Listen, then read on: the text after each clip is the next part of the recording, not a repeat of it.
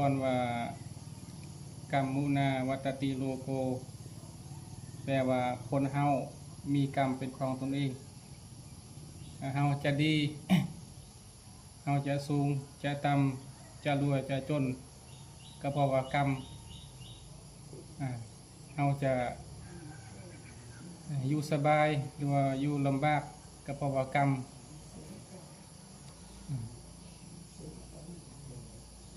กรรมก็คือการกระท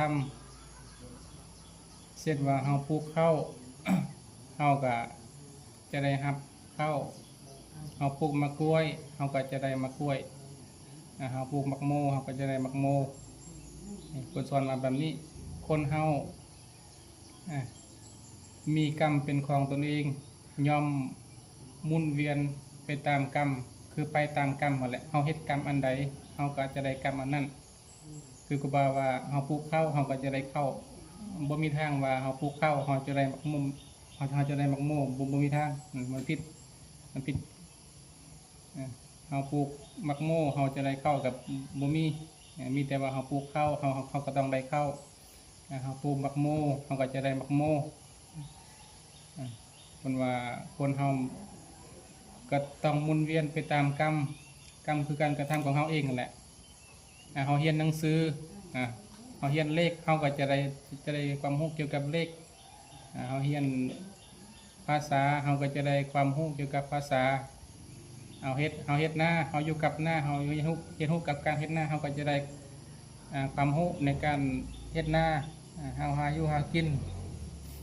ตามป่าตามเขาเฮาก็จะมีความรู้ในการอยู่การกินอาศัยตัวรอดอยู่ในป่าอยู่ในเขา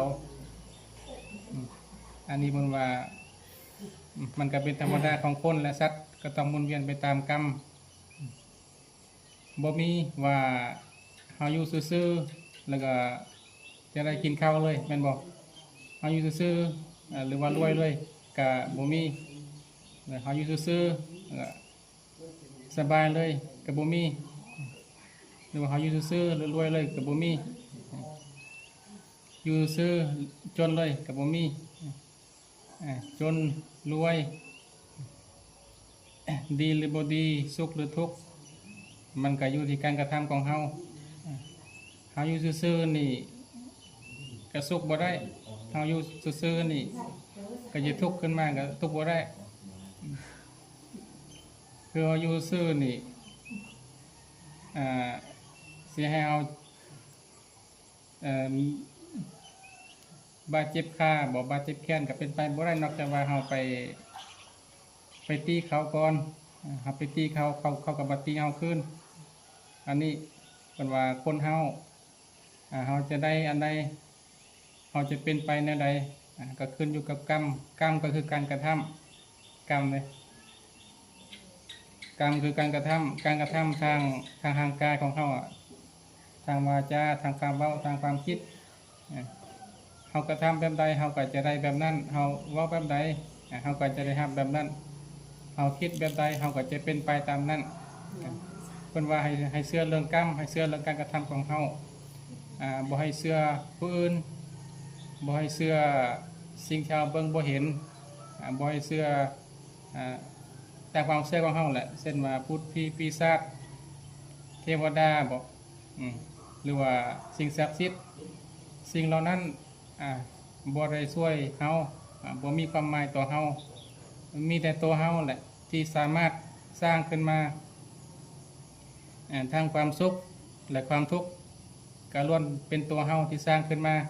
บ่มีใครที่จะสร้างให้เฮาเทวดาเขาก็มาสร้างให้เฮาบ่ได้สิ่งศักดิ์สิทธิ์เขาก็มาสร้างให้เฮาบ่ได้อ้อนวอนนำพุทธปีศาจเขาก็มาเฮ็ดให้เฮาบ่ได้นอกจากว่าตัวเฮาเป็นผู้คนขวายเป็นผู้พยายามในการสร้างเอาเฮาสร้างซ้ำใดเฮาก็ได้ซ้ำนั้นเฮาสร้างทุกข์แบบใดเฮาก็จะได้ทุกข์แบบนั้นเฮาสร้างสุขแบบใดเฮาก็จะได้ความสุขแบบนั้นเมื่อว่าเฮาเข้าใจเฮาเห็นว่า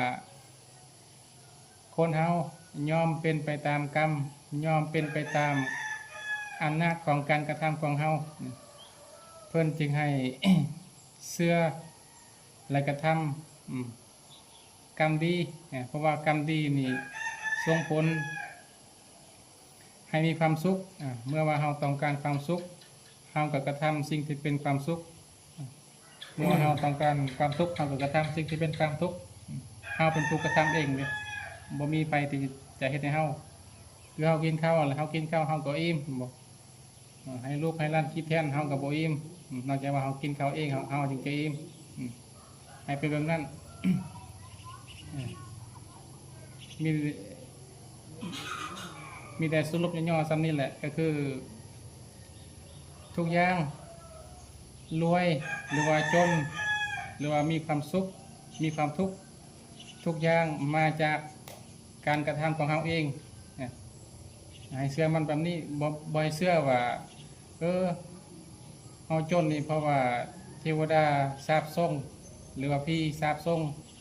หรือว่าเรามีความทุกข์จังซี่แหละพูดพี่ปีศาจสาปส่งบ่หรือว่าเราเป็นแนวนี้เราบ่สบายเราเป็นไข้ได้ป่วยเทวดาสาปส่งบ่ก็บ่แม่นเพิ่นให้เชื่อเรื่องกรรมการกระทำของเราแหละการดำเนินชีวิตของเราแหละ ในปัจจุบันนี้เพิ่นให้เชื่อแบบนั้นให้เข้าใจแบบนี้เด้อวันนี้ก็เตรียมหาพร